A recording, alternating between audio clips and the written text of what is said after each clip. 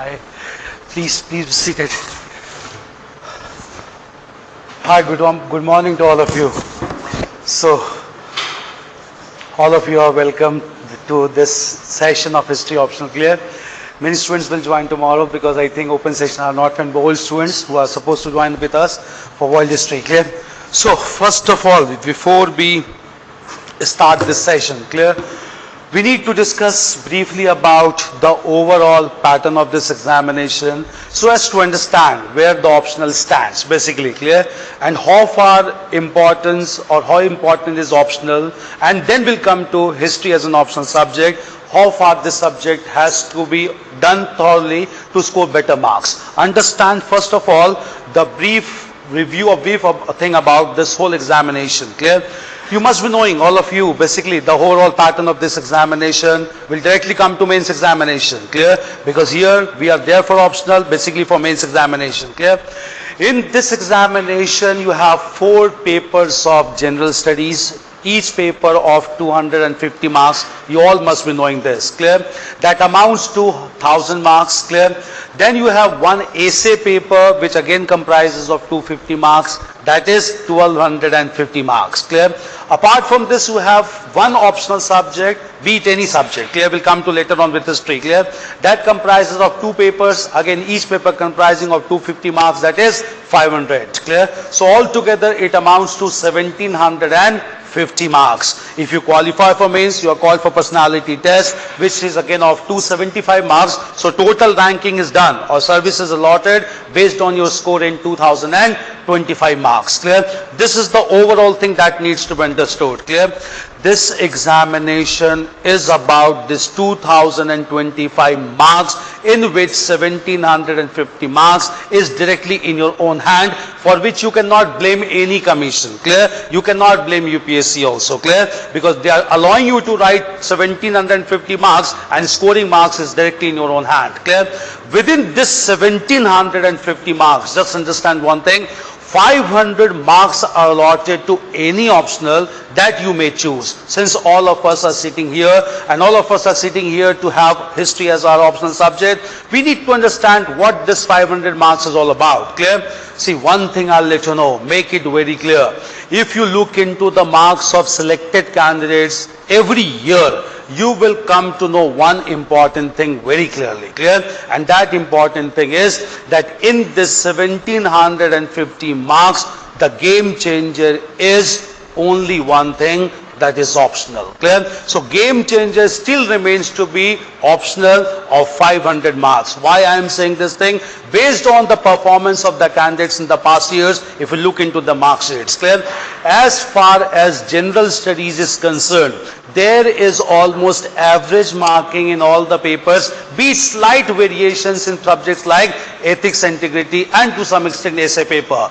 If you look into marks of paper 1, 2 and 3, marks are almost average, around 100, clear? And there the endeavor of every serious candidate is just to complete the paper. If you complete the paper, write 20 questions in 3 hours, your marks will vary around 100 to 120, clear?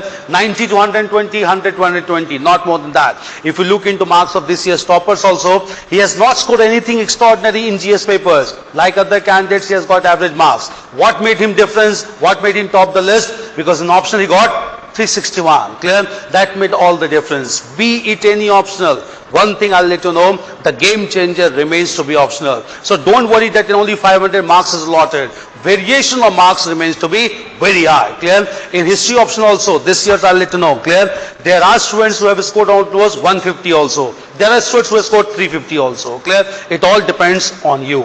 It all depends on your conceptual clarity. It all depends on your contextual reference, and it all depends on your writing practice, clear? So 500 marks allotted to the optional subject is still the game changer in the whole selection process, clear? So it cannot be ruled out. And unlike GS, whereby you are supposed to only complete the paper, in optional, believe me, you are not only to complete the paper, you are supposed to write quality answers in the optional. Clear? Because your answers will be relatively judged as compared to other candidates who will be writing answers in history optional. Your competition will be only with the students of history optional, not with students of political science, not with students of geography or mathematics. Clear? You have to be one of the best among all the candidates who are writing mains with history as their optional subject. Now you need to be the best, you need to be very well performer so that whatever you are writing, it makes sense. Clear?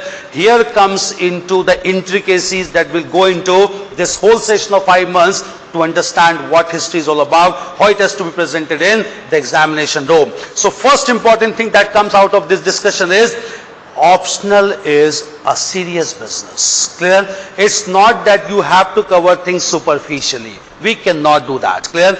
In optional, you have to go into depth. Clear? So that it reflects your mastery over the subject. And believe me, examiner, after reading one paragraph only, I also have been evaluating papers since a long time. After reading one paragraph only, will get to know how much depth you have in this subject. Clear? You cannot befool him. Clear? So altogether you are supposed to write 3 hours there. Clear? And in 3 hours, all your mastery will automatically get reflected on the paper. Clear? You cannot bluff anyone, especially the examiner. Clear? So optional means a serious business. Here you have to understand all the intricacies, all the important informations and concept, and then you can hope of scoring 300 plus marks. That is the minimum marks that can be expected out of any candidate, be it any optional. And if you are able to score 300 plus marks, believe me, no one can stop you from getting selected. If you have performed average also in GS, and performance in GS has always been average. Clear? If one candidate is good in history, he may not be very good in science and technology. Clear? So obviously his marks will get balanced in GS. If one is very good in science and technology, he may not be very good in polity. Clear? So one thing is very clear, there you cannot have mastery. Clear? But whatever subject you are choosing as your optional, it is expected out of you that you need to have mastery over the subject. Clear? So in this class, when we'll start the session, clear, try to develop that mastery over the subject. Clear? Make the subject get internalized within you. Clear? Nothing should be imposed upon you. In this class, we'll have a thorough discussion. It will not be only a class from my side. In fact, I expect every candidate to ask questions so that it is more of participatory in nature, so that things, whatever you are asking, gets ingrained in your mind, so that subjects get internalized. Make it very clear. This subject or any optional need not be memorized. It has to be understood properly, because you won't get any question whereby you will just vomit on the paper. They will expect clear-cut understanding about the context and the concept. Clear? And in this, you will have a major role in classes only, where we'll discuss all the intricacies. Clear? So one thing that makes it which needs to be very clarified, that optional remains to be a game changer. Even though now it is only one optional, when we used to write paper, we used to have 2 optionals. Clear? Even though it is one optional, still it remains to be the game changer. Since you are taking this thing, make it as a serious business. How we are going to proceed, we'll discuss that. This is one thing to be understood. So optional needs to be done. How we will deal with this subject, we'll just understand that. Clear? We will start with the very first topic of our syllabus. This session will start with world history, because world history is not directly connected with the large chunk that is Indian history, that will include ancient, medieval and modern. Clear? So we'll start the class with world history. Clear? When we start this class with world history, I would expect from all of you that try to be with me in the class. Clear? What I mean to say, clear? Don't run after materials. Clear? See, since you are sitting here, I want to make one thing very clear to all of you. Clear? You will have to trust me. Clear? You will have to trust me, because I will try to get through into the subject. I'll take you with me into the subject. Into the subject means into the depth of the subject. Just try to flow with me. Clear? And if you try to flow with me, make it very clear, you have to be not only attentive in the class, you have to be regular with classes. Clear? Don't take off from classes, make it very clear. Don't run after materials. Whatever we'll discuss in the class, believe me, You can ask from other students who attended my classes. I don't skip even a subtopic from the syllabus. Clear? I will cover each and every subtopic and topic in the class itself. You don't have to run after any material. If required, those materials will be given to you in the class itself. Clear? Don't try to purchase any book and all. Try to be with me in the class. I will give you dictation also. All the notes will be there with you. You just have to do one thing. Go back to your place, revise for 1 hour, and if possible, try to write some answers. Questions I'll be giving to you. Clear? Try to do some writing practice from now onwards. Clear? This is one writing practice from now onwards. Clear? This is one thing to be understood. Don't worry about materials. Don't run after any books and materials. Clear? Try to be with me in the class. That's all I can say. Clear? Meanwhile, just understand, I'll let you know. Clear? That since you have decided to opt for history optional, there are certain myths that I want to explore. You must be knowing this. Clear? One myth is that, first of all, I'll let you know, is the subject scoring in nature? Is the subject manageable within the time frame? Is the subject that will suit your GS papers also? See, we need to understand some important things. One important thing I'll let you know, whatever optional list of optional subjects are given for UPSC, all those subjects are equal. Clear? UPSC does not discriminate between the subjects. Clear? And they make it a level playing field. Clear? So history is equivalent to any other subject like mechanical engineering or philosophy. Clear? So just have this thing very clear in your mind that this subject is scoring and this subject is not scoring. No. Every subject is scoring this examination provided you catch the pulse of the subject. Clear? Make this thing very clear that history is not scoring. History equally scoring, and this time the highest marks in history score is 344. Clear? Which is equivalent to any other scientific subject also, provided you understand the nuances of the subject. Clear? My own candidate who got 653 rank, but he got very good marks in history, that is 314. Any person can score any marks in history. Clear? You need to understand the nuances of the subject first of all. Clear? So this subject is equally scoring like any other subject. Clear? One thing that should be not there, just should not be there in your mind. Second important thing to be understood about history is that someone will tell you that syllabus seems to be very large. Clear? Cannot be denied. It's bit large, it's bit extensive. But the best part with history syllabus is every topic has been explicitly mentioned in the syllabus. Unlike other optional like philosophy, the syllabus seems to be very small, but there are large embedded topics in philosophy that also needs to be covered. If you elaborate those embedded topics, it will equally become in lengthy in nature. Clear? So UPSC does not discriminate. The best part is all the topics are explicitly mentioned, and if you cover all those topics, you won't find any question out of the syllabus. Clear? And even though it seems to be a bit large, the best part is predictability in history is quite unexpected lines. It's quite high in nature. What do we mean by when we say predictability is quite high? For example, we'll take ancient India only. Clear? Even though in the class we'll cover each and every topic, but within ancient India I'll let you know two important things to be understood. Clear? That one important thing is if you cover the whole syllabus, nothing would be skipped out. But within that discussion I'll let you know which topics are to be emphasized more, from where frequency of questions being asked is high in nature. Clear? So in ancient India, even though we'll prepare the whole thing, in the last I'll let you know only 3 to 4 topics from where you are bound to get questions. Clear? You are bound to get questions from sources, the first topic. You are bound to get questions from Indus Valley. You are bound to get questions from Jainism, Buddhism and Mauryan Empire. If you do these ones also, 2 or 3 questions cannot be missed out. This is one thing should be very clear. Similar predictability is very high in medieval India also. Predictability is quite high in modern India and world history also. So even though syllabus seems to be quite extensive, predictability factor is very high, and those predictability factor will also be explained in the class itself. Don't worry about that. Clear? Moreover, at the same time, clear, when we start the classes, the most important ingredient of these classes is regular test. Every Sunday we'll have test, and I expect every one of you do write the test, and that too seriously. Clear?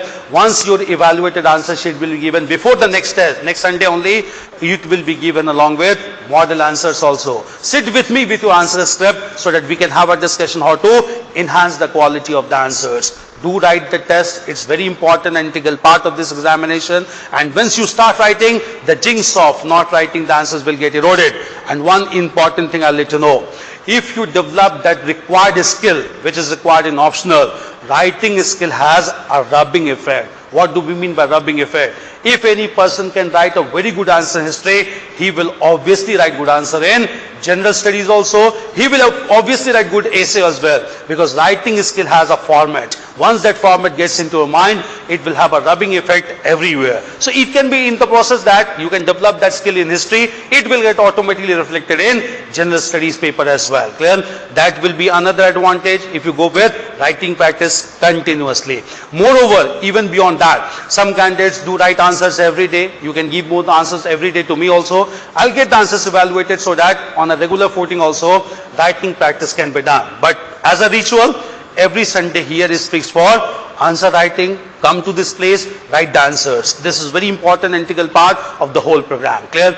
There's another thing that we focus upon in this whole process.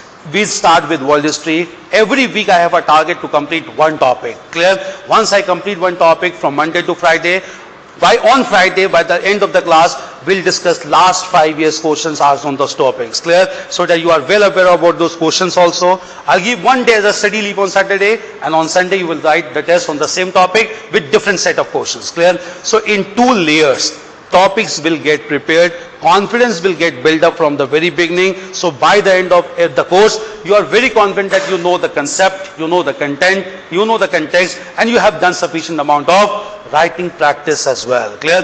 This is an integral part of the whole exam, of the whole course. Along with this, I'll let you know. Clear?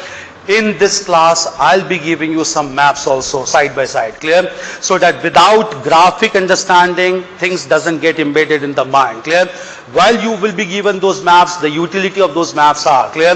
The topics as it is going on, try to staple that map in the notes itself, so that while you are revising, things are getting into mind very clearly. Clear? For instance, I'll let you know. When we start with world history, we'll start with the fall of Constantinople in 1453. That was the epoch-making event because it resulted into important developments like Renaissance and Reformation. Clear?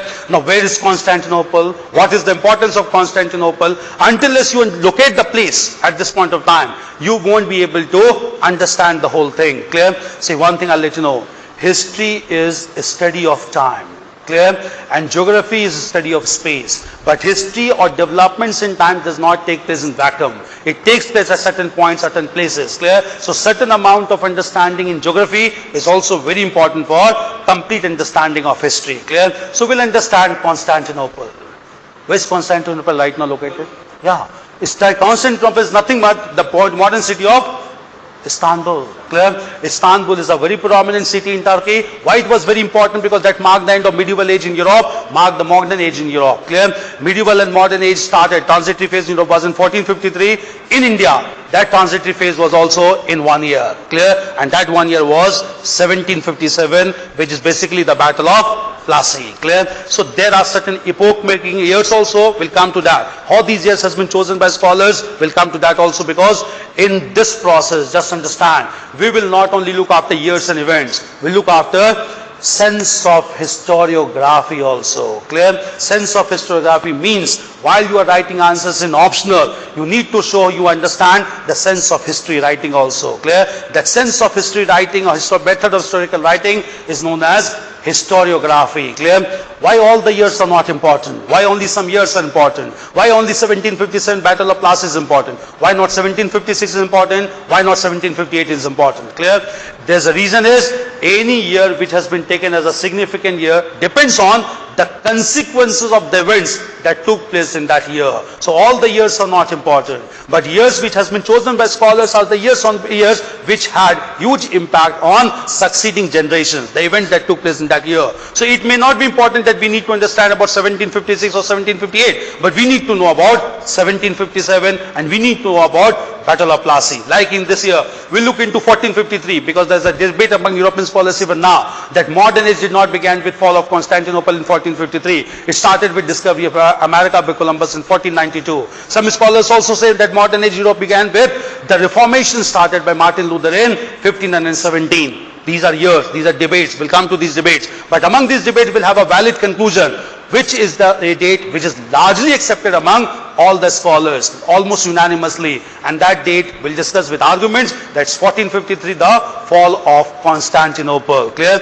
So we will not only study about dates, we'll discuss why this date has been chosen as the year to start any major developments. Why scholars choose these dates? If you read a work that is What is History by E.H. Carr, E.H. Carr writes, all the years are not important, all the events are not important. Historians choose certain dates, certain events which have long-term consequences to judge its importance. Clear? In this class, therefore, we won't be only reading about dates and events. We'll look into the context under which the year became important, the events became important. Clear?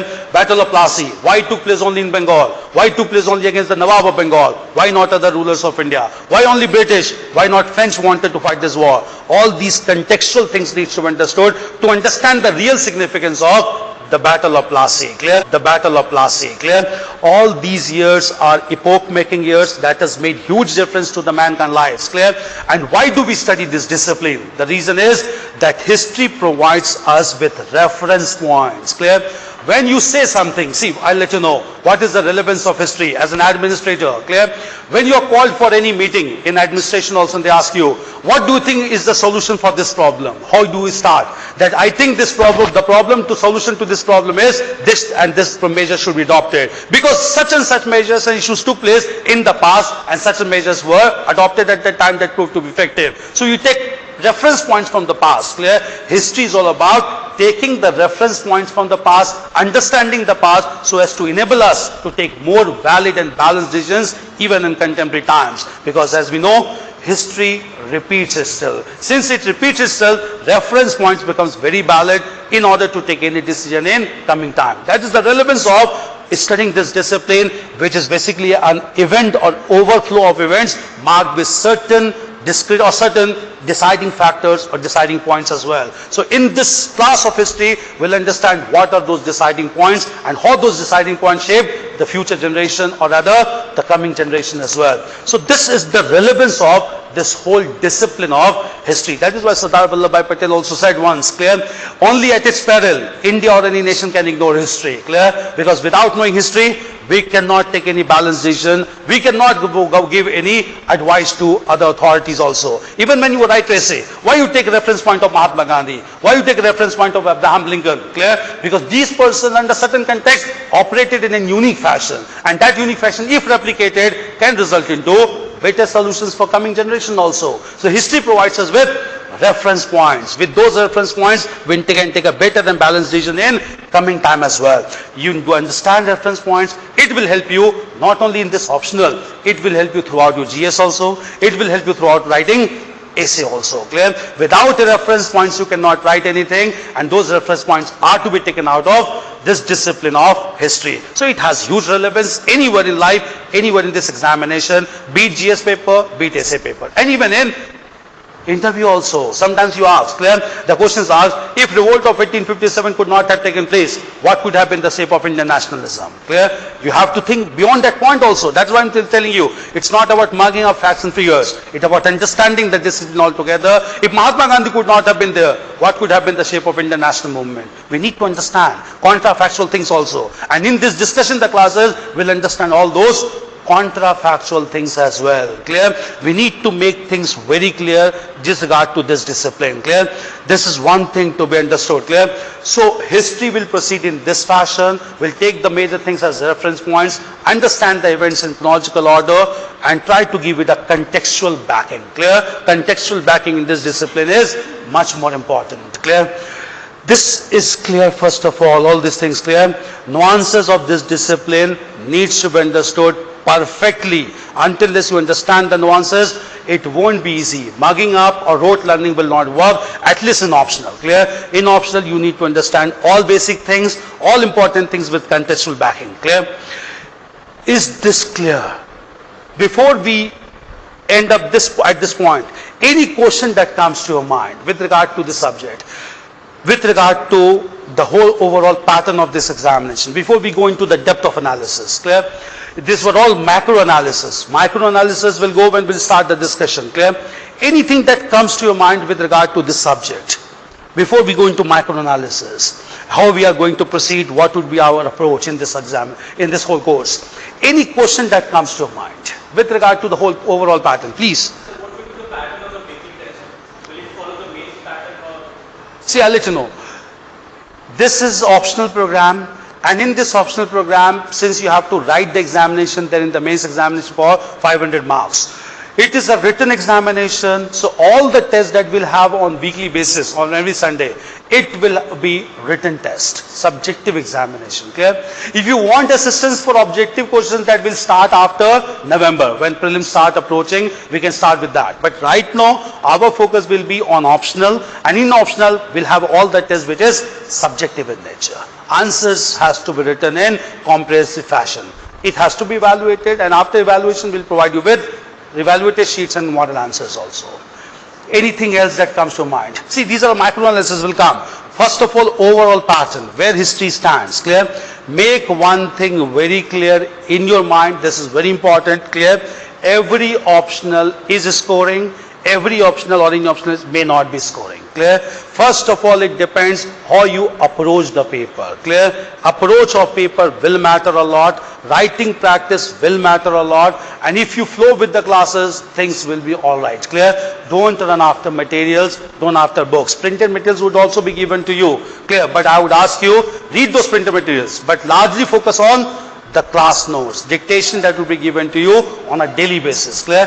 Go back and revise, clear? These are macro things, but I want to understand, is there any doubt with regard to history as an optional? Then we'll go to intricacies, clear?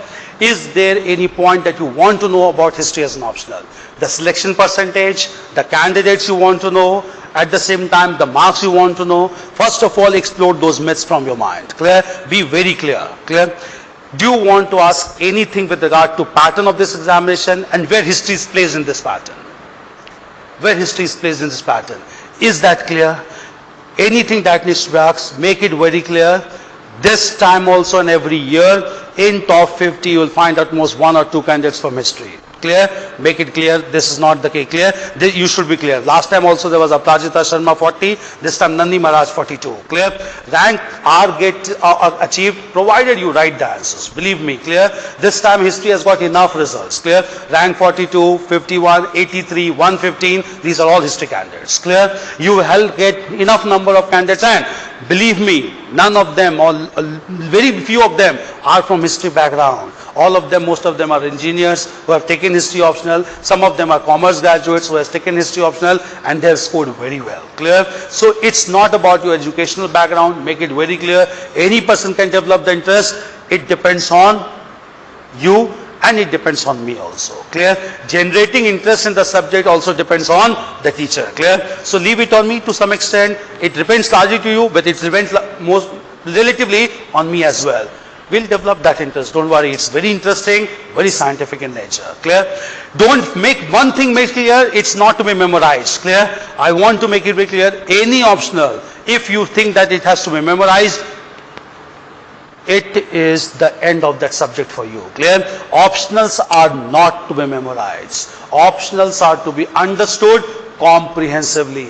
The day you realize that optional needs to be memorized, it is the end of that optional for you. Go for another optional. Believe me, don't have to memorize. You just have to understand the things properly. Is that fine? The macro things, 500 marks, the game changer, optional is always very important. Clear? And believe me, another thing here only I want to make it clear. There are certain students who come to me that, is there any chance that pattern of examination will get changed and optional will get eliminated? These are all rumors. Clear? Suggestions are given time to time by various committees, but those suggestions are only mere proposals. Clear? It is not the decision of the government or DOPT or UPSC to take that thing. Clear? And if it is done, 3 years prior intimation would be given to all the candidates, which has been made clear by UPSC. So by that time you will complete the whole circle of writing the attempts. It will not be done to the disadvantage of any candidate, any person. Clear? So make one another thing very clear. Optionals are here to stay. Clear? There are very least chances that pattern of examination is going to change, at least for time being. Clear? They have changed the pattern in 2011. They paid price for that. Clear? They had to conduct UPSC, or they had to come on backward. They made CSAT paper only qualifying in nature. Initially when it was introduced, the marks of CSAT were also to be counted. And of late, since CSAT has been only qualifying in nature, it has only become a ritual to be attended by candidates. Nothing more than that. Clear? It cannot be done in haste. It will take time. And prior 3 years notice will be given to every candidate. Also eliminate this doubt from your mind. I just want everything to be clear in your mind so that you are very much settled how to proceed with the things. Is this clear? Clear? Now coming to history as an optional subject. Clear? Syllabus has been given to all of you. Clear? Coming to CS business. Clear? See, starting the paper is as civil services says, notification says. Clear? History syllabus for the mains, just look into the first paragraph. History syllabus for the mains examination has 2 papers. Paper 1, it starts from early ancient history and goes up to 18th century, that is ancient and medieval India. Is from the Europeans' arrival in India, that is modern India, and covers the entire modern Indian history. Even it includes post-independent era also. Post-independent means India, developments India after India's independence. Clear? Then at the same time, this paper extends beyond Indian independence and goes up to the disintegration of Soviet Union in 1990. That is world history. It starts with Enlightenment ideas. It comes up to the disintegration of USSR or Soviet Union. While paper 1 has 24 titles, look into 24 titles, topic number 1 to 24, clear? I have divided into ancient medieval, clear? Topic 24 titles, clear? The whole ancient medieval India. And paper 2 which has 27 titles, modern India being the large chunk, clear? It starts from European penetration into India and continues till topic number 15, modern India, post-independent era, and then world history. It starts from topic number 16, Enlightenment ideas, 27th one, that is disintegration of the Soviet Union and the rise of the unipolar world, that is headed by United States. Clear? Till this point, this syllabus starts. Clear? No, this whole syllabus, just make it very clear. Clear? It will take 5 months to be completed thoroughly. Clear? Not less than that. I want to make it very clear. It will take 5 months from here. Clear? So if we are starting from 1st of July, it will go up to November end, I suppose. Clear? It will go up to now. It can vary for weekdays or 10 days, not more than that, but make it till November end. Will just wind up this course. Clear? It will take this much time. I cannot. It can go beyond this, but it will not be less than this. With my experience, I say it may extend for 10-15 days, but it will not be less than that. Clear? This 5 months, this whole thing will take 5 months if we cover each and every topic and subtopic elaborately. This is one thing to be understood. Clear? Tomorrow, or rather from today itself, we'll start with world history, that is section B of paper 2. We start with Enlightenment and modern ideas. First of all, we'll have the background. We'll complete this world history in 1.5 months by mid of August, clear? And then we'll move on to ancient India. Now just understand, world history is quite straight in nature. Straight in nature means basically it has to be understood in the flow of events. Clear? Here historiography is important, but it is not dealt as strongly as it is done with Indian history. Quite obviously, we had been still conducting historical research on major developments in Indian history. Excavations, exploration are still going on Indus Valley sites in northwestern part of India. New sites are being discovered. So historiography will be dealt much more elaborately in Indian part as compared to world history. Clear? It's almost in a straightforward manner, but there are some debates we'll discuss here also in modern history, like the beginning of modern age only. 3 epoch-making events are highlighted by scholars. We'll discuss why we take only one of them as the major factor that marked the end of the mid-ancient times and beginning of the modern times. Clear? We'll have historiography here also, but historiography is dealt more elaborately in the section on Indian history, ancient, medieval and modern parts. Clear? At the same time, when we'll start with ancient India, I want to make it clear here itself. Clear? In ancient India, what is the pattern of the paper that you get there? There you will get 2 papers of history to be attempted in one day. That is 2 sessions in UPSC on the same day, 9 to 12, 9:30 to 12:30 and 2 to 5. Clear? This is normally the timing of UPSC. Clear? In first section, you will have paper 1 which will have ancient and medieval India. Understand the pattern also. It's very important because you are going to score marks. Clear? In this history paper 1, there will be altogether 8 questions. Within every question there will be subsections also. In those 8 questions, just understand 4 questions will be from ancient India, 4 questions will be from medieval India. Out of those 4 questions each, question number 1 of ancient India and question number 5th of medieval India, that is the first question, are compulsory questions. You don't have any choice. You have to write those questions. Clear? So their question number 1 and question number 5 are compulsory questions. Remaining 3 questions are to be attempted taking at least 1 question from each section. Meaning thereby, if you are writing 1 question from ancient India apart from compulsory question, you will have to write 2 questions from medieval India. If you are writing 2 questions from ancient India, you will have to write 1 question from medieval India. How to choose those questions also, we'll discuss. Because choosing the questions also decides your mark. Clear? If you choose questions which are more historiographically based, which are critically evaluation part, you will score more marks. Clear?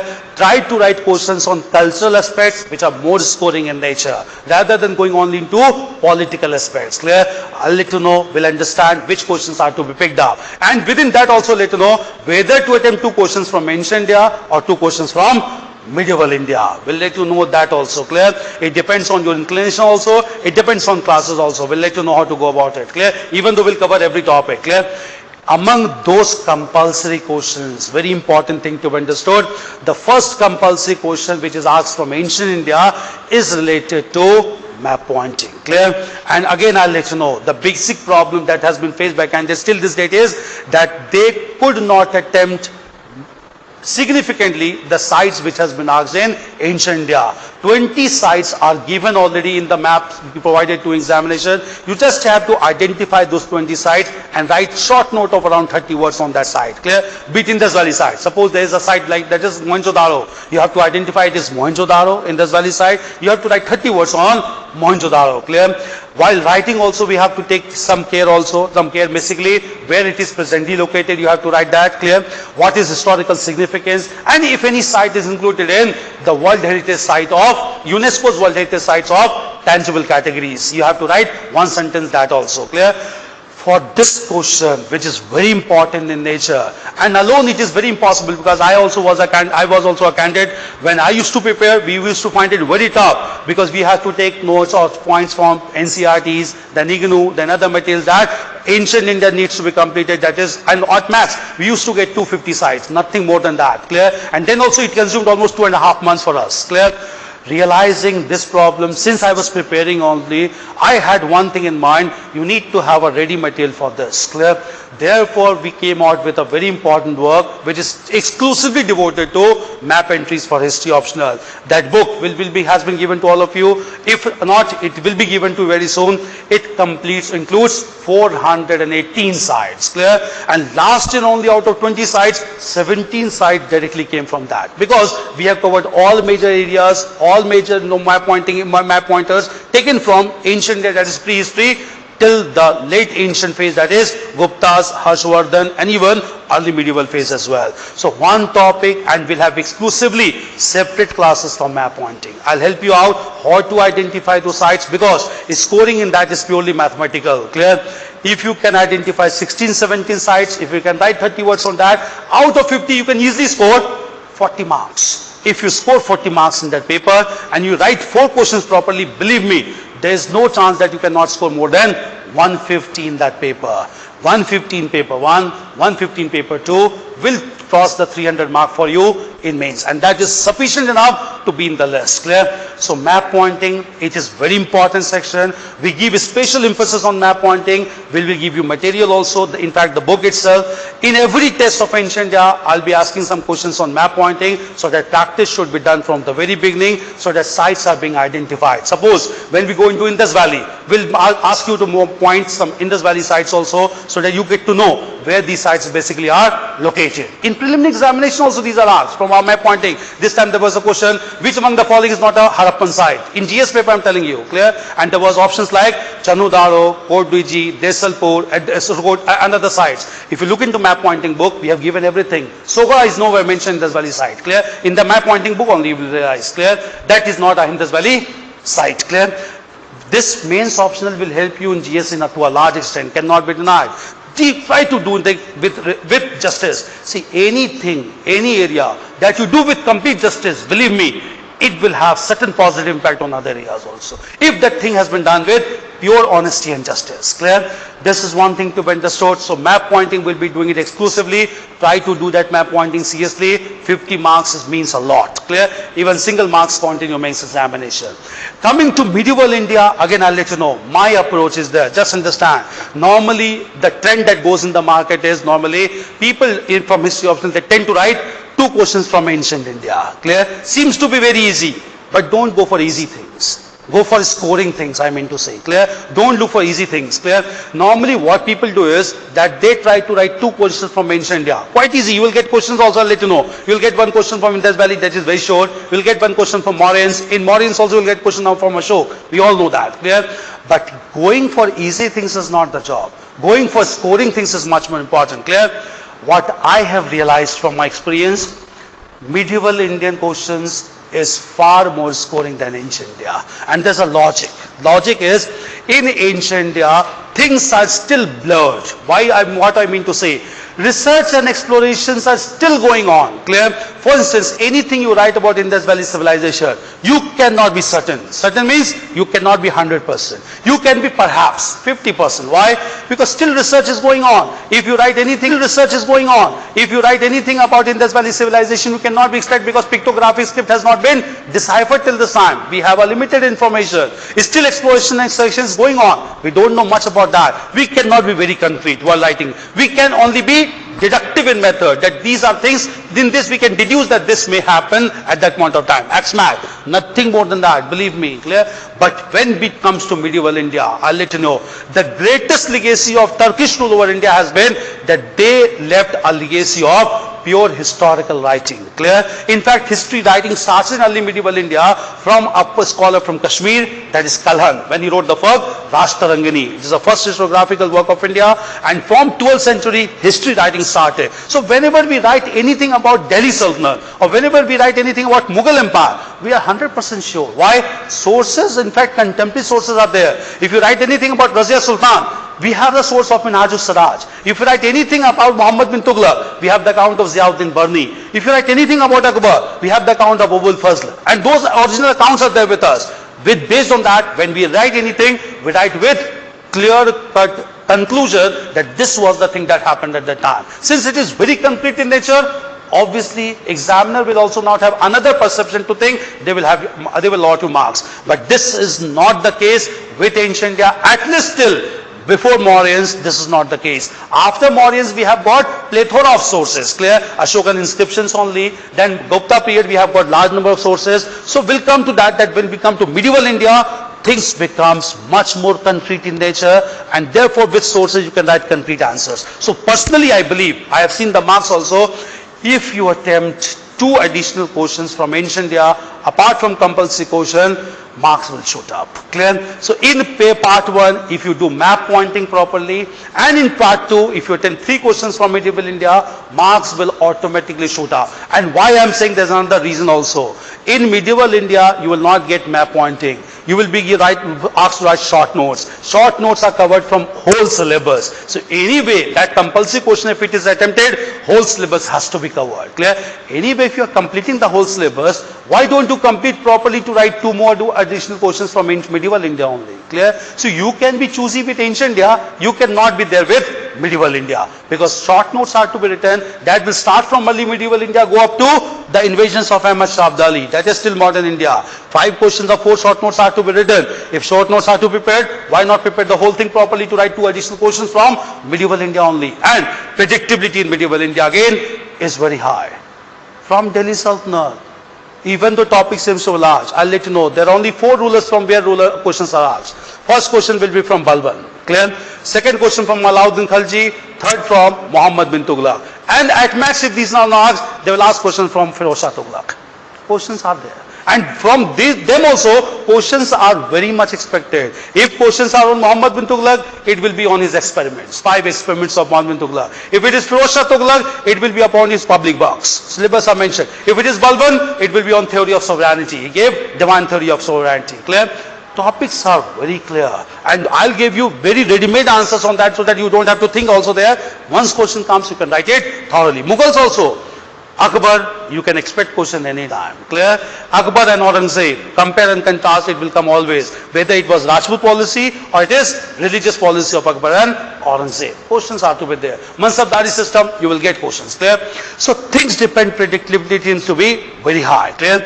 In this would be the approach for paper 1. Clear? Even though we'll complete the whole syllabus, we cannot skip that. Clear? We are here to complete the whole thing. But at last we'll zero down on certain things from where questions are expected to come so that you can write perfect answers on those questions. This would be paper 1. Clear? We'll do enough justice, and scoring 150 plus in paper 1 is not a big deal, I'm telling you. This time people have normally scored 140 to 160 in paper 1. Those who have got selected. Clear? So this can easily be scored in paper 1. Map pointing should be done thoroughly. Clear? Coming to paper 2. Now just understand. Clear? Modern India. It's a large chunk. Clear? Almost 60% or 65% of paper 2 comprises of modern India. While this again I told you it's relatively shorter in length. Clear? And basically lesser number of topics. Modern India, again I'll let you know. Again I'll let you know, don't go for easy things. Go for scoring things. Clear? Modern India is very important, cannot be denied. It will help you in GS. In fact, with this option I'll let you know, 250 marks of paper 1. 150 marks will be done thoroughly in side by side. Why? Because topic number 1 to 6 in paper 1 of GS is history only. Clear? And that paper 1 will give you enough advantage. Clear? You can score marks anywhere. Modern India will be covering each and every aspect here. But coming to optional, I'll let you know one important thing. Again, there will be 8 questions in paper 2. 4 questions from modern India, 4 questions from world history. Question number 1 from modern India will be compulsory. Question number 1 from world history will be compulsory in nature. Clear? In modern India, you will be able to ask to write short notes. Clear? Again, I'll let you know. Modern India is very crucial in one aspect, that you need to have a balanced approach. Clear? You cannot write any approach which is biased in nature. And especially these days, when whole debate is going on, the topic like nationalism. Clear? What is all about nationalism? What was the concept of nationalism envisaged by Rabindranath Tagore and Mahatma Gandhi? What is the concept of nationalism envisaged right now in our country? Because these debates goes on. Clear? And while writing answers on modern India, you need to be much more cautious in nature. Clear? Because even a single wrong concept will land you in trouble. Clear? Believe me. Clear? So writing answers in modern India requires enough amount of practice. Clear? And that is why in modern India, when we'll discuss, when I'll give dictation, I'll make it very clear, every single matters. If you write any wrong concept about Mahatma Gandhi, believe me, outside UPSC there can be whole opposition to Mahatma Gandhi. Within UPSC, you cannot afford to write even wrong single word against Mahatma Gandhi. His philosophy has to be not only accepted but respected for UPSC examination. Clear? How you need to understand Mahatma Gandhi, how you need to understand his ideology and strategy, it needs to be done thoroughly in the class. With books you will never come to know. I'll let you know one important thing only. Clear? This time in mains examination history option there was a question. Was the withdrawal of non-cooperation movement by Mahatma Gandhi a national calamity? National calamity within inverted comma. Clear? Question seems to be very easy. Even a candidate from general studies can write. Even a non-history student can write this answer. Clear? But again, it is not easy as it seems to be. Clear? Whether it was a national calamity or not, you have to come to this debate. Was it a clear-cut strategy of Mahatma Gandhi, or was it a withdrawal or retreat of Mahatma Gandhi? There's a whole debate that goes on. Why this question has been asked? Because recently the argument has been given by some scholars that because of withdrawal of non-cooperation movement by Mahatma Gandhi, India's independence got delayed by 25 years. Because Mahatma Gandhi himself said, if this movement continues for 100 years, India will attain Swaraj. And he only announced the withdrawal of non-cooperation just on the basis of one sporadic violent incident in India. Clear? Now, whether it was a national calamity, it needs to be understood. But if any candidate writes that it was a wrong decision of Mahatma Gandhi, believe me, you will be penalized. Clear? You need to have a balanced approach. So history optional, especially in modern India, requires a highly balanced approach. Clear? Therefore in the class we'll discuss that approach to be adopted which is unanimously accepted among all the elite classes and all the experts in India. Clear? Don't get carried away. Clear? Nationalism, as you see in media channels and news, this is not the nationalism. Clear? We need to correct yourself at this time only. Nationalism is something else which was envisaged very clearly by Rabindranath Tagore and Mahatma Gandhi. Clear? There is no definition of nationalism. Any one of you? Any one of you knows the definition of nationalism? What is nationalism? Talk, leave aside now. What is Indian nationalism? We'll come to debates. What is Indian nationalism? You keep on hearing. Last time was sometimes back election got over. The whole election campaign was based on nationalism. Then what is nationalism? Any political leader must have defined nationalism then. What is Indian nationalism then? The whole election has been fought on nationalism. Issue of nationalism. Then what is nationalism? How do you define Indian nationalism? Any one of you? The whole election has been fought on this topic. Nationalism and anti-nationalism, sub-nationalism, pacification of minorities, all these things. What is nationalism then? What is Indian nationalism? The whole election has been fought on this issue. Then what is Indian nationalism? Any one of you? See, that is, things seems to be very easy. It keeps on reverberating in our ears off and on. But we exactly don't know what exactly is this. What is nationalism? What is nationalism? Do you think that shouting slogans in Lok Sabha House is nationalism? Do you think that fighting elections on the basis of nationalism is nationalism? Or nationalism thing which is much above all these things? What was the definition of nationalism given by Rabindranath Tagore and followed by his disciple Mahatma Gandhi? Because for Mahatma Gandhi, Rabindranath Tagore was his guru. Clear? What was that nationalism? What is this nationalism? 2 days back also there was a debate going on in Lok Sabha about the integration of states and all. Clear? And the respected Home Minister of India said that Sardar Vallabhbhai Patel integrated all the princely states within India. Kashmir could not be done just because of it was to be integrated by Jawaharlal Nehru. Nehru committed a mistake. We'll understand the whole thing, whether Nehru committed a mistake or not. Because all these things has become very relevant. That is why, even Lok Sabha debates, what are the reference points? History. The whole reference points is history. History has to be done. We cannot neglect this thing. Clear? It is said that it was because of Nehru that 1/3 of Kashmir is there with Pakistan. That was the statement given by Misha. Clear? Whether it is right or not, we'll come to history. We'll discuss that. Because now we'll discuss history in depth. Clear? Was that a wrong decision by Jawaharlal Nehru? Was that a practical decision by Jawaharlal Nehru? What really we are paying price for that decision of Jawaharlal Nehru? We have to come to that conclusion. Clear? Because here we'll have to come to a conclusion. Clear? We cannot go on debating unnecessary in parliament, but here in this class, taking history as optional, we have to come to that. Clear? So what is nationalism, any one of you? What is Indian nationalism? Any idea about nationalism? The whole election was fought on nationalism. History has become very relevant these days, in fact. Clear? Changing the names also has become a trend. Clear? And that indicates certain amount of ideology, cannot be denied. What is that? And believe me, I'm telling you. Clear? Keep on watching the news of the debates of these parliamentarians also, because some of them are very well qualified also. Clear? And you will understand the history very well. Clear? 3 days back, there was a statement of parliamentarian from West Bengal who gave a very important statement, clear, about the trend that is going on in India. And she has also taken a reference point from world history. We'll come to that reference point. Clear? Therefore, you will appreciate what is going on in our country if you understand history properly. Clear? You will be able to take a balanced opinion. Clear? She hinted about one important ideology being fascism. Is that ideology being trend in India? What is ideology of fascism? Because in world history we'll discuss this fascist ideology which was largely promoted by some leaders in Europe. We'll come to those leaders also. Clear? All these things has become very relevant. You will start enjoying these things when you understand the concept that what exactly entails all these things in historical background. This is clear. See, I'll come to nationalism and let you know. There is no fixed definition of nationalism. Clear? Nationalism is a fluid concept. It can change from time to time. Clear? For instance, I'll let you know, if you define Indian nationalism as something which whereby feeling of fraternity is there among the people of India within defined political boundary. That is the normal perception that we have. That is known as Indian nationalism. Am I right? Most of you will agree with me. Indian nationalism is a feeling of fraternity and oneness among the people inhabiting this land within the defined political boundary extending from Kashmir to Kanyakumari and from Gujarat to the northeastern part of India. But tell me, in case India, in course of time, take the northern part of Sri Lanka under its command because of Tamilian issue, and large number of Tamilians in the northern and eastern part of Sri Lanka gets integrated with the Indian Union, will you call them anti-national?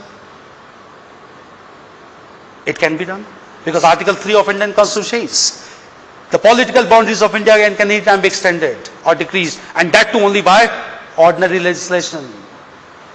If Sri Lanka becomes part of India, will you call them Sri Lankans or will you call them Indians? The question remains. For instance, if you extend and take part of whole Kashmir, fortunately we can, that's a utopian, that's the thing I really want, clear? If whole Kashmir is taken and the whole part of POK comes with India, will you not call the people who has been included in India as Indians? The question is this. It's a fluid concept.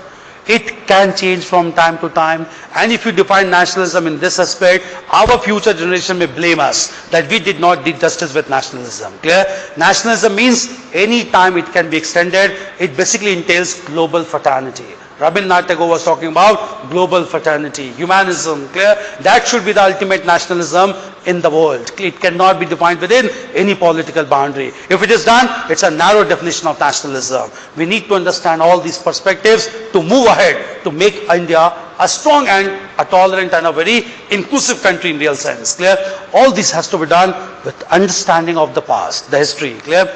All these things. So modern India, it seems to be easy, but again I'll let you know, will have enough writing practice in this session, so that once you go for sufficient amount of writing practice, you are able to adjust the short notes in modern India and conceptual errors are not committed.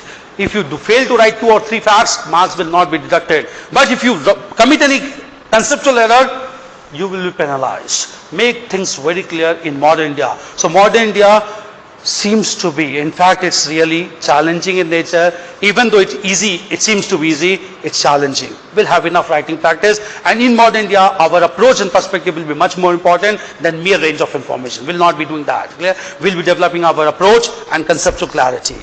Coming to world history, again I'll let you know, even though it's small but very important section, if not in modern India, I would ask you to attempt 3 questions from world history. 1 compulsory question and 2 questions. Why? World history is relatively straight in nature. Clear? Since it is very straight in nature, answer writing is not a big challenge. Clear? But normally, even though I say, normally I realize after students come to me writing the mains, they end up writing 2 questions or 3 questions from modern India only. Clear? Even though you can write, provided you can, there are certain areas from where questions are expected. Economic policies of British, you are bound to get 1 question. I'll let you know. But in world history, if you write, chances are there, your scores will be relatively higher than other candidates. Clear? This is one thing, but modern India has to be done thoroughly because it will help you not only in optional, in general studies also, to a large extent, both in prelims and mains examination.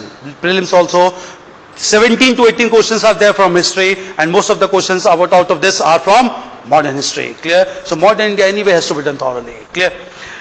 This approach needs to be followed. So in paper 1, more focus later on will shift to medieval India, but we'll cover the whole syllabus. Clear?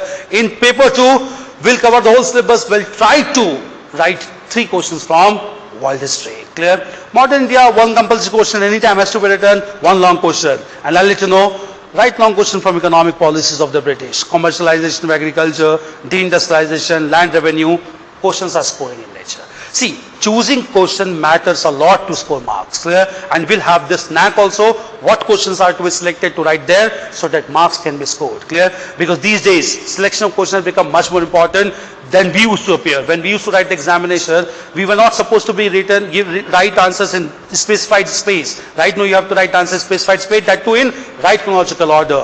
When we used to write, we were only given 1 question paper and blank answer copy. Clear? So when we used to write answer, we used to write the first question that was best prepared. Clear? So you had question 3 and we used to write the first answer to get psychological impression on the examiner that this answer has been well written. Clear? But these days you don't have that liberty. First question means first question. Clear? Because with examiner, that first question will come to him. Clear? So you have to write. So you have to be much more well prepared to write questions in that order only. Choices are not there. Clear? So try to be well prepared so that one question or first question, if you write properly, it gets a psychological impression, and with this impression, examiner will continue to give marks in other questions also. Even if you have written average answers, which is the last answer, you will have certain amount of psychological advantage from examiner's side. Clear? And psychological advantage means advantage of 3 to 4 marks, not less than that. Clear? All this psychology also needs to be understood. Clear? This is the thing that needs to be understood within that subject. What exactly is the requirement of this examination? How far important is the facts? How far important is the concept and context? We'll understand that. Clear? Because we'll emphasize more on concept and context rather than only facts or informations. Clear? History is not about that. This is clear first of all. With regard to this approach, anything that needs to be asked, any question that comes to your mind. So how far we have to be specific by writing GS mains paper 1? See, in general studies, I would ask you, clear? Regarding history. History, I'll let you know. With regard to history, while you write answers in general studies, write answers same as you write in optional, but there's one difference. In optional, we'll be discussing about the ideas or approach or opinion of scholars. That is scholars meaning that by when they will discuss the revolt of 1857. We'll discuss the statement of V.D. Savarkar. We'll discuss the Essence. We'll discuss the statement of Disraeli. Because all these arguments are to be given optional. But when you write GS answer, you don't have to refer to these opinions. You have to write the answer straightforward. Clear? So in GS, you don't have to go into deep historiography. But in optional, we go into deep historiography. So content is there. In GS, it becomes much more easier. Try to write in simple answers. In optional, we have to get into depth. Clear? We have to write about the perceptions, the observations, and the arguments of scholars also. Contemporary persons also. Especially modern India. Clear?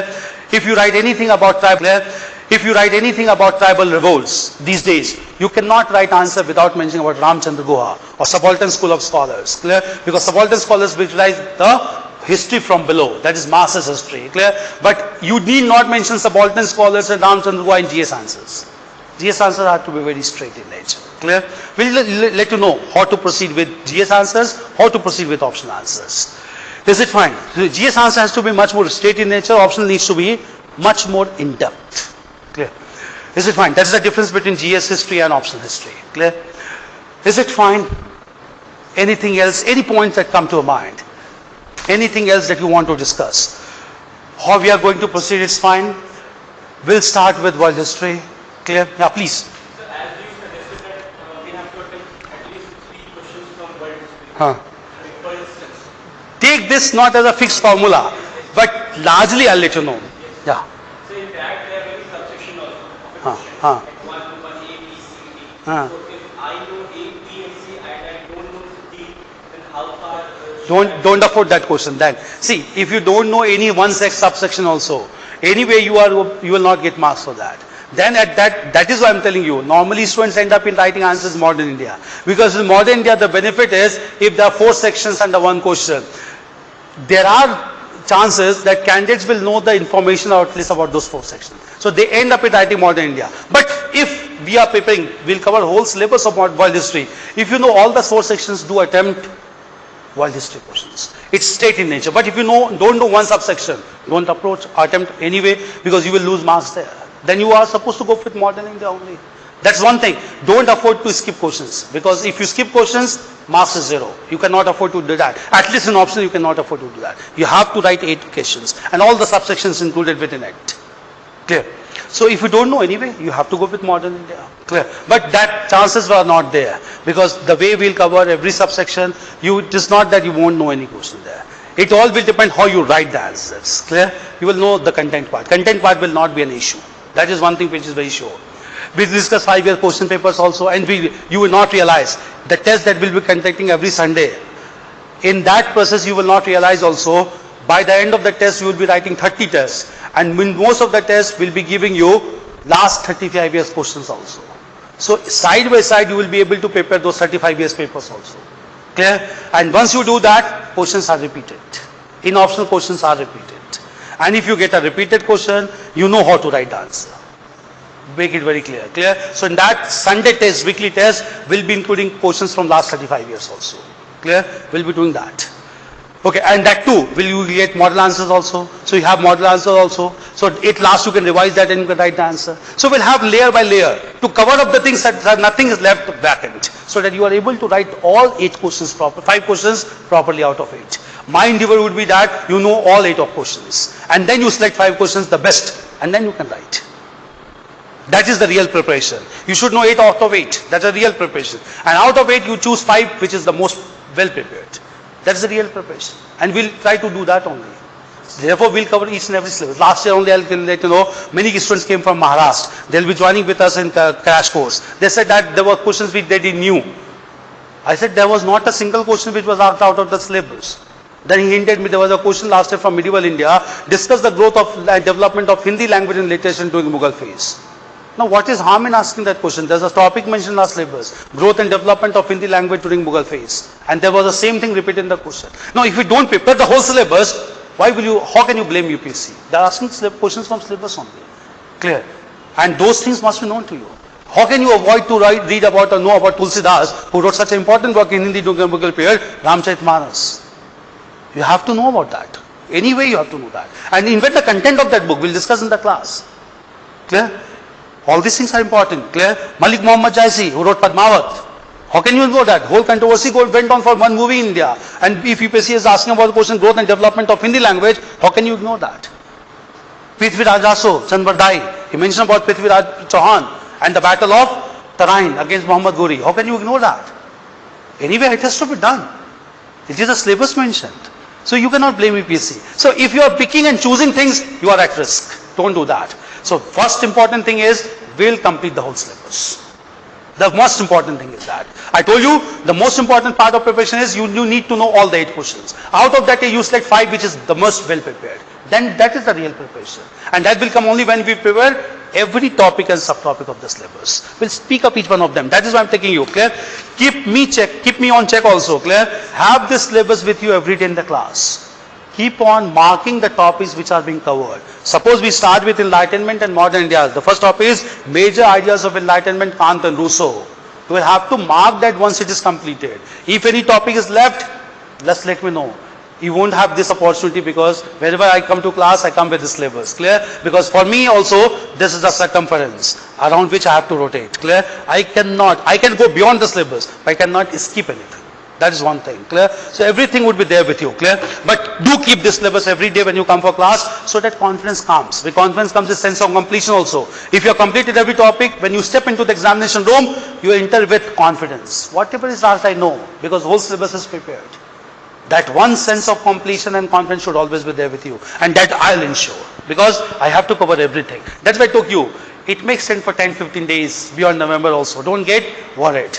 But I'll let you know, we'll complete on time so that you are left with sufficient amount of time to prepare for prelims. Anyway, you are not going to start for prelims from before December. Clear? And you should not start also. Clear? Because ideally, if you start before that, you are wasting your time. Clear? If the strategy is right, 5 months is more than enough for prelims. Clear? Before that, we'll complete the optional part. This is the right time to start. Anything else to be asked? Any question that comes to your mind? Is the approach very clear to all of you? So that when we start discussion, we can start with in an organized fashion. Maintain a register, 4 registers with you. First of world history. Then when we'll start with ancient, medieval, modern, keep on revising that. If possible, try to prepare a synopsis out of it. Take 4 or 5 points out of the notes so that you can revise off and on, so that things are there in your mind, so that you can write answers very effectively. That is to be done by you. If not also, the notes should be in such a manner that everything will be there in your mind. You just have to revise once you go back after the class. Clear? Do write answers. Test is integral part. Is it fine? Now shall we start? Directly clear? Okay. Now the first topic that starts is Enlightenment and Modern Ideas. That's world history. Clear? And in this world history, first of all, we understand the first topic is Major Ideas of Enlightenment, Kant and Rousseau. Clear? Is that fine? Clear? Write the topic first of all. Enlightenment and Modern Ideas. Subtopic, Kant and Rousseau. We'll come to Kant and Rousseau separately. First of all, Enlightenment and Modern Ideas. Any one of you. Do you have any idea about enlightenment? What does this word mean? Before we go into history, what does the word enlightenment means? Awakening. Awakening. Enlightenment means awakening. Any other word thing? Enlightenment, will use the word in Indian history also. Gautam Buddha attained enlightenment. Mahavir attained enlightenment. What does the word enlightenment means basically? Generic word, literal sense. Awakening. Yeah. To attain, yeah. Basically enlightenment means to attain the real knowledge. Clear? So enlightenment means attaining the real knowledge. Clear? Knowledge not only by reading books, knowledge by self-realization, knowledge by observation. That's the real meaning of enlightenment. In historical perspective, we'll understand. Clear? Enlightenment is defined historically in world history. I'll make you dictate terms, just understand first. Enlightenment is defined as the last phase of the cultural movement that began in Europe, which is known as Renaissance. Clear? So enlightenment of ideas took place in 17th and 18th centuries in Europe, which is the last phase of the Renaissance, as Renaissance started way back in the 15th century. Clear? So enlightenment is the last phase of the Renaissance or cultural revival that began way back in the 15th century. So in order to understand enlightenment, which is in a continuity of Renaissance only as the last phase, we also need to understand about Renaissance first of all. Clear? What was this all about, which is known as cultural rebirth or classical rebirth of language and culture in Europe. We'll understand that. Clear? See, first of all, I'll let you know that there was very important region in Europe till medieval times. Medieval times is there in Europe also. This region was known as the Eastern Roman Empire. Just understand first of all. Clear? We'll have a map also with you tomorrow. Clear? The whole Europe that we look at now. Clear? The whole Europe till medieval times. Medieval times, what does it indicate? We'll look into that. Transitory phase we'll discuss why medieval got transferred into modern, what institutions were there in medieval times replaced by modern times. Medieval age in Europe was marked by two clear-cut divisions of Europe known as the Western Roman Empire or the Western Europe and the Eastern Roman Empire or the Eastern Europe. Clear? What was this dividing line? I didn't know. Clear? Major countries like Britain or United Kingdom, England, France, and other countries like Germany, they fall into Western Europe. Eastern Europe included the regions of Mediterranean Sea and countries right now like Balkan states of Romania, Bulgaria, Austria, Hungary, all these countries, along with one very sensitive region, that is the region of Turkey. Clear? It was in Eastern Roman Empire. The capital of Eastern Roman Empire was also known as Byzantine Empire. Clear? Just understand. Clear? Eastern Roman Empire was also known as the Byzantine Empire, which was a Christian empire, as it was decided by the principles of Christianity. Clear? And Eastern Roman Empire extending from the Mediterranean Sea until the region of Africa. This whole region had one capital. That capital of Eastern Roman Empire, this capital was known as the capital of Constantinople. Clear? This capital was known as Constantinople. It is presently located in Turkey. Clear? Constantinople was a very strategic location as it collected two water bodies. Clear? These two water bodies were basically Mediterranean Sea on the lower side, the southern side, and Black Sea on the northern side. Clear? Therefore, it was highly strategically located, known as Constantinople. The word is derived from the name of an important emperor of the Holy Roman Empire known as Constantine. And based on him, the city was named as Constantinople. Clear? This was in medieval times in Eastern Roman Empire. But at the same time, From 7th century AD onwards, a new religion was established in West Asia, the religion of Islam. And large number of Turkish people who were basically from Turkey. Just understand, Turkish people are not from Central Asia. The Turkish people was basically from Central Asia. But since they were largely dominating Turkey, they came to be known as Turks. Clear? They accepted Islamic faith, and in this process of spreading Islamic religion, they wanted to establish an empire. Clear? And this empire that began to be formed by in Europe and in Asia and Africa by medieval times came to be known as Ottoman Empire. Therefore, conflict began in Eastern Europe between Christianity and Islamic faith. This holy war is also known as Crusade. And when this crusade started at this time, the Turkish, the people from Central Asia and the Turks from Turkey, they defeated the Christian Holy Roman Empire and they occupied Constantinople. When they occupied Constantinople in the year 1453, it is considered to be an epoch-making incident. Why? Once people of Christianity were defeated at Constantinople, they were forced to leave this region. And when they left this region, they were forced to go to a adjoining region in the Mediterranean Sea, beyond Mediterranean Sea, and that region was Italy. And when they went to Italy at this time, they realized they lost a very important region which was very important for trading activities. Now they could not cross the whole region, mainland region, to reach Asia and Africa, which was very important for resources. They started era of geographical discoveries in order to search a sea route towards the eastern part of the world. And when they started era of geographical discoveries, this era of geographical discoveries marked the revival of not only European culture, marked the revival and learning of Eastern culture as well.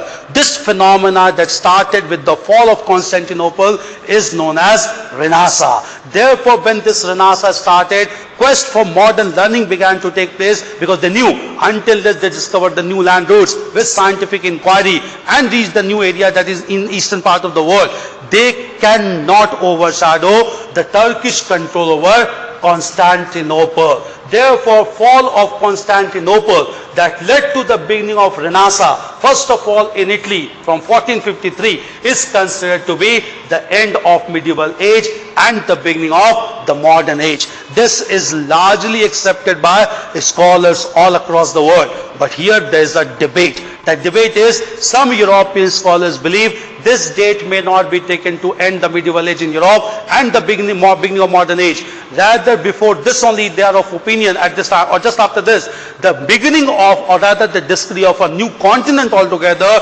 should be taken as the beginning of modern age. And that continent was North America, discovered incidentally by Columbus in the year 1492. But it is said, era of geographical discoveries also took place because of the fall of Constantinople. If Constantinople could not have been taken by Turks, the era of geographical discoveries could not have been taken place, America could not have been discovered, New World in Asia and Africa could not have been discovered. Therefore, the real event should be fall of Constantinople, not the discovery of America by Columbus in 1592. This is one argument given, and it is totally overshadowed by arguments to declare 1453 to be the beginning of modern age. Second argument given is, some scholars are of opinion that modern age in Europe began with Martin Luther, who began to protest against the atrocities and corruption that prevailed in the church and the clergy class in Europe. What was that problem? Till medieval times, church was the most dominant religious institution, and the Pope and the papal, that is authorities in church, they started one measure whereby they began to sell certificates of indulgences. Any person who committed any sin in this world, they could be remitted out of the sin once they purchase a certificate from the church, and this certificate could have generated revenue to the church. Large number of indulgences began to be sold by the papal authorities to common masses, and they began to amass huge amount of wealth. It resulted into huge amount of corruption, and the first person to rise against this corruption was Martin Luther. He began to oppose the first of all these indulgences, sale of indulgences, and he wrote 95 theses which was placed among the masses in the year 1517. It is marked the beginning of Reformation because in contrast to Catholicism, a new sect of Christianity was born at this time known as Protestant. And this marks the beginning of modern age in Europe. Some scholars believe this is the beginning of modern age. But again, supporters of this idea that modern age began in 1543 says that even this could not have taken place if Constantinople was not captured by the Turks and people could have started to question the authority of church at that time. Martin Luther also began to question the authority of the church because they realized the resources which are being confined to the clergy class will not be used for welfare and upliftment of the masses. The resources should come into emerging middle class at this time. Therefore, this reformation also started as a consequence of Renaissance. And Renaissance in turn was a consequence of the fall of Constantinople by the Turks in 1453. Therefore, the debates has been settled down to a large extent that the end of medieval times came to an end in 1453 and beginning of modern age began. But when this transition took place, what are the criteria on which we say medieval times came to an end and modern times began? There are three things which clearly became the features of medieval age, and all the three things began to be criticized with beginning of Renaissance from 1453. These three distinctive features of medieval times were, first of all, autocratic monarchy, as they were not responsible to the concern of the masses. Second medieval institution was dominance of clergy and the church. And third important thing was existence of an institution known as feudalism in Europe that never cared for masses. All these three medieval institutions began to be questioned after this, and with this questioning only, political changes began to take place whereby autocratic monarchy began to be questioned, dominance of church began to be questioned, and at the same time the existence of feudalism began to be scrutinized. Several thinkers and philosophers began to emerge, and all these thinkers and philosophers gave an important ideology while questioning the medieval institution. This ideology is known in Europe as ideology of deism. Clear? This ideology of deism produced long line of thinkers in Europe, and among those thinkers there were thinkers like Voltaire, there were thinkers like Rousseau, and there were thinkers like Kant at this time. All of them belong to one school of thought which is known as deism in Europe. What is this philosophy and ideology? According to this ideology, it believed that the whole universe has been created by God, cannot be denied. But at the same time, this deism believed that even though God has created the whole universe, God expects that all persons should conduct their life on ethical lines. And this ethics and morality should be based on two principles of logic and reason. Meaning thereby, all superstitious beliefs and practices must be questioned. Every decision must be questioned. Every decision of human beings should be based on logic and reason, and this logic and reason will lead to ethical code of conduct which is expected by the omnipresent God at this time. This was the belief highlighted by these philosophers, and among these philosophers of deism, two most prominent were Kant and Rousseau. And Kant and Rousseau professed the ideas in the 17th-18th century which resulted into Enlightenment. Enlightenment is seen as the last phase of the Renaissance. Background, first of all, needs to be understood. Is that clear? First of all, concept is clear. Medieval institutions are clear.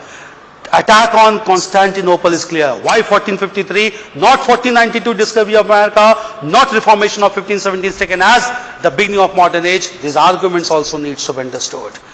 Is that clear? Okay. Beginning of modern age, clear? Right? Introduction first of all, clear? Right? The beginning of modern age and ideas. The beginning of modern age and ideas in Europe is traced back to the 15th century, traced back to the 15th century when Turks acquired control over Eastern Roman Empire, right? Eastern Roman Empire capital, over Eastern Roman Empire and its capital city.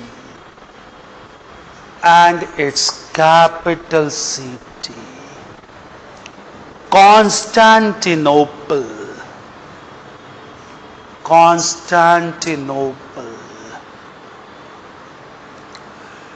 which was strategically located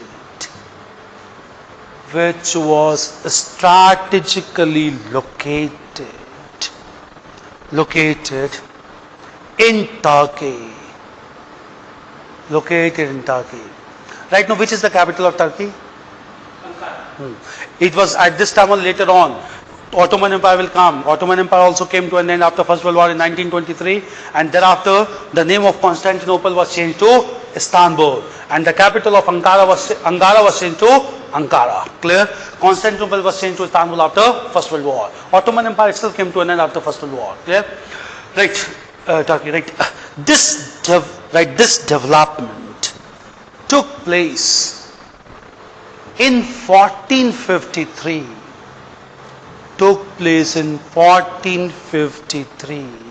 Which is termed in history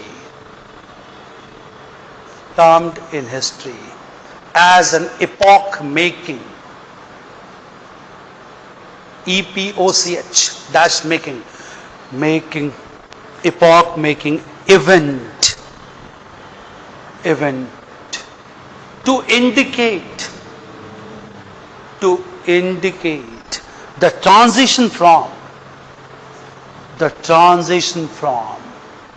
the medieval age to the modern age.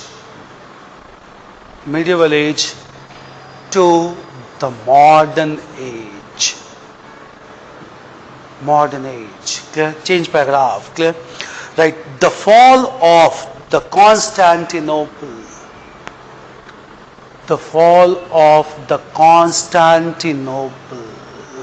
forced Europeans to shift towards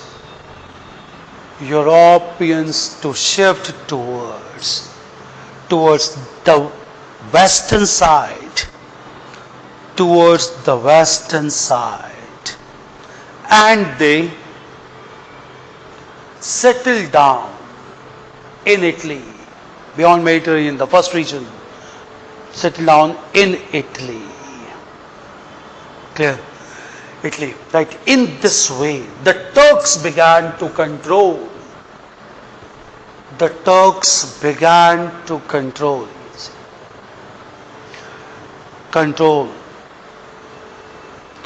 whole trade routes crossing the Mediterranean and the Black Sea regions,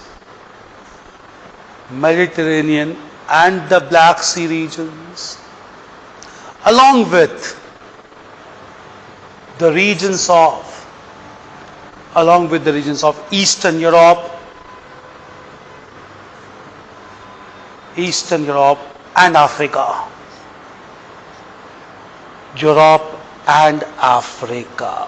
That this was not acceptable to the Europeans, and they decided to revive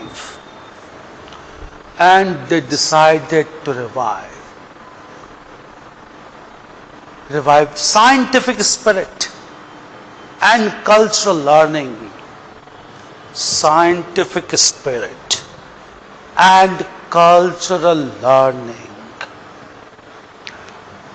Which is termed as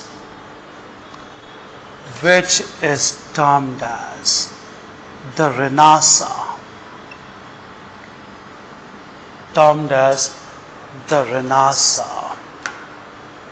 Clear? Like therefore, you have to write in this format. Therefore, it is safely accepted that Renaissance was a direct outcome was a direct outcome of the fall of Constantinople, present Istanbul, the fall of the Constantinople. Change paragraph, clear? Right. The spirit of Renaissance, revival, the spirit of Renaissance promoted, the spirit of Renaissance promoted an era of geographical discoveries, an era of geographical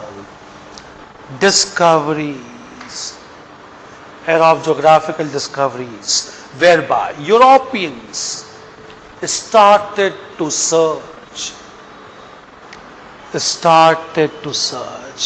new sea routes towards the eastern world, new sea routes towards the eastern world. Eastern world, EAS, Eastern world. Right. In this process,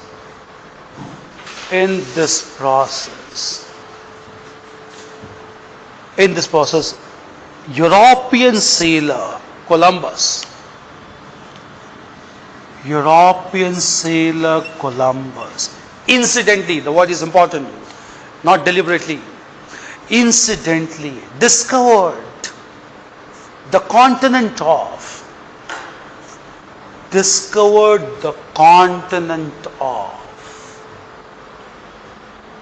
North America, right in capital, continent of North America in 1492. This year is important. In 1492, clear? Right. Some scholars believe that the discovery of North America should be considered as the beginning of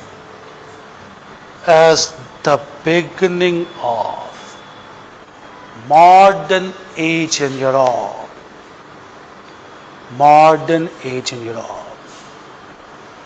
Okay.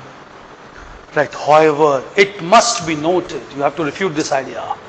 However, it must be noted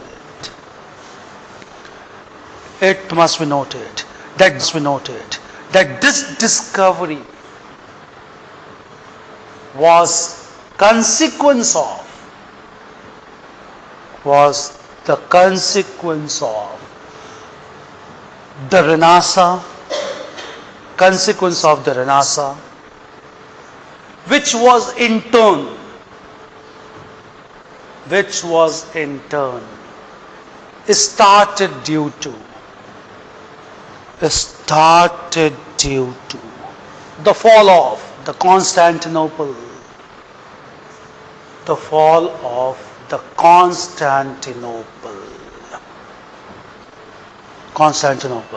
Clear? Change paragraph. Clear?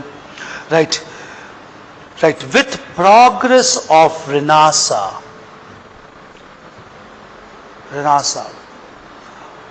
a religious movement began.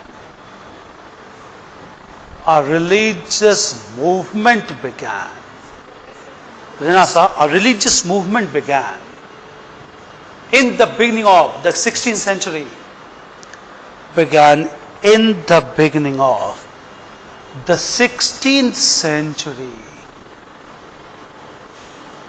Termed as the Reformation.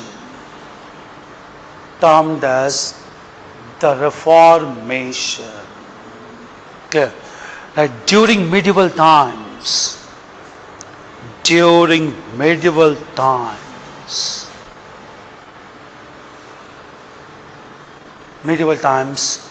the religious experts or the clergy, or the clergy started the practice of selling. Started the practice of selling the certificate of indulgence, selling the certificate of indulgence, certificate of indulgence, whereby the sins of the people could be remitted, SINS, sins of the people could be remitted, REMITTD, could be remitted by paying certain amount, by paying certain amount. That this resulted into collection of wealth. This resulted into collection of wealth and even corruption among the clergy class. Corruption among the clergy class. Among the clergy class. Right, in protest against such practice, in protest against such practice, a German thinker,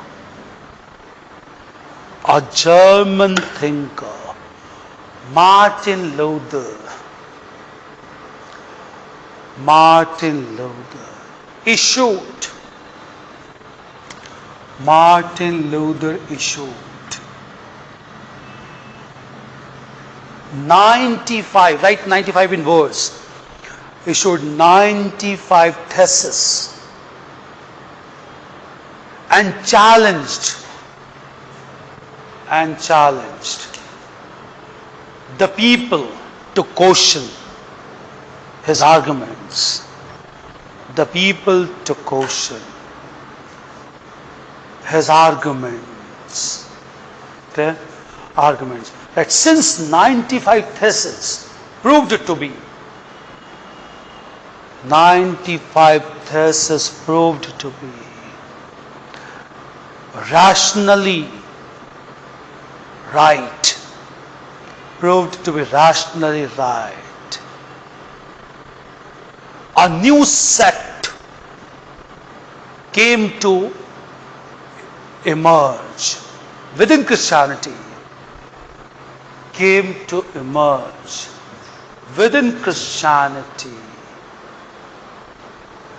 Christianity known as Protestants, against Catholicism, named as Protestants. Clear? Right, the establishment of this sect in 1517, the establishment of this sect in 1517 is considered by several scholars, as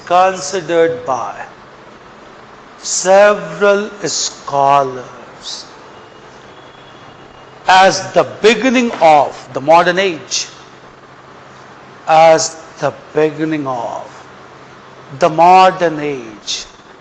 it attacked a prominent medieval institution,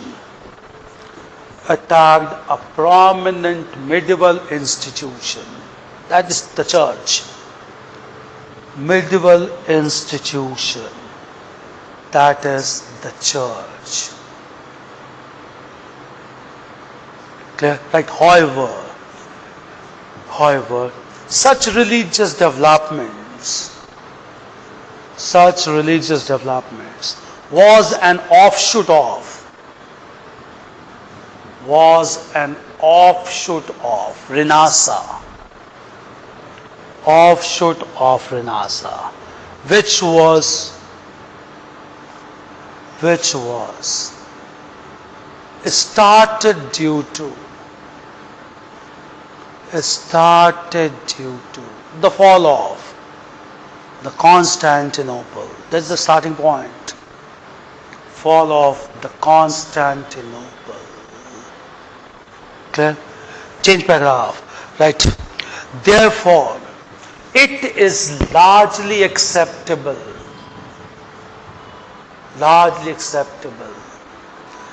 that modern age began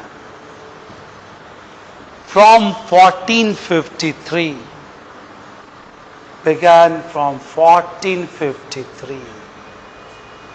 accompanied with Renaissance,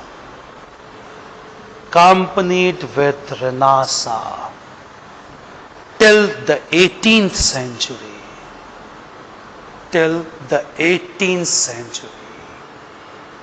Clear? Write next sentence. The last phase of the Renaissance,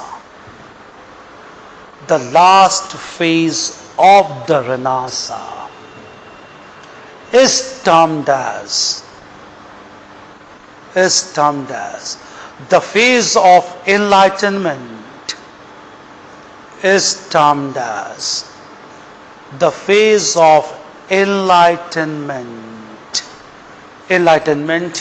which began with philosophy of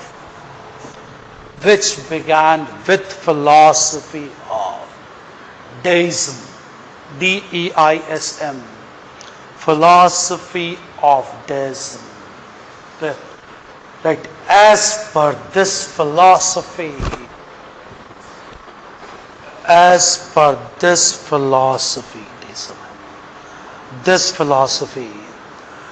the whole universe is created by God.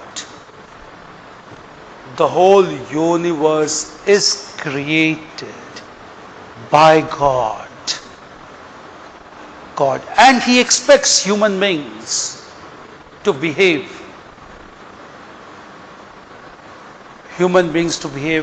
ethically, based on logic and reason. I hope the ideology is clear. Based on logic and reason. Clear? Right. The philosophy of deism.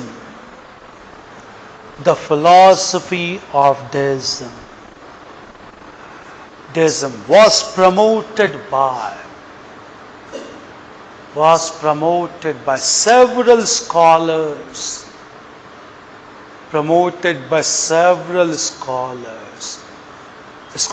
Among whom prominent were Kant, K-A-N-T, Rousseau, Voltaire, V-O-L-T-A-I-R, and even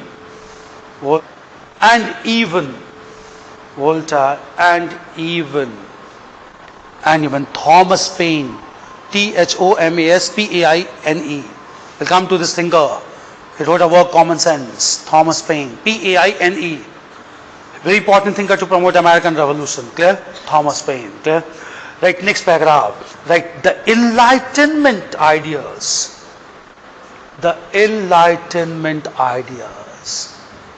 reinforced the beginning of the modern age.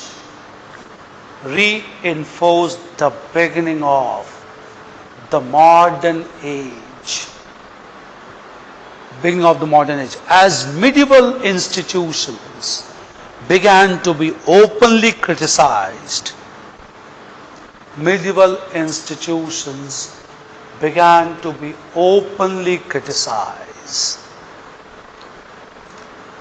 Okay? Right. The most prominent medieval institutions included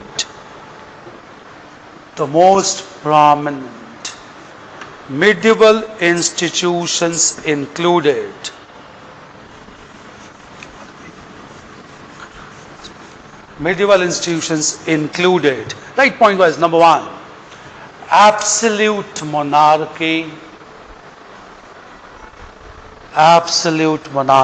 Second, dominance of the church.